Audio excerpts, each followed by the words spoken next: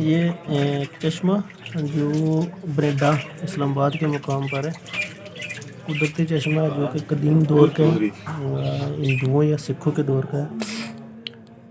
ये इसके ऊपर छत पड़ा हुआ है, छत के ऊपर ये बहुत बड़ा पत्थर रखा गया है, उसके ऊपर दरख्त भी है, बहुत वज़न है। इसके अंदर ये जो कुदरती चश्मा है, अभी तो लोग इसको इस्तेमाल थोड़ा कम करते हैं, ये मुकम्मल तैयार किया गया था पुराने वक्तों में। तो इसके अंदर ये तारीख भी लिखी हुई थी। ये यहाँ सामने एक मूर्ति भी बनी थी, बाद में लोगों ने तोड़ दिया 20 साल पहले।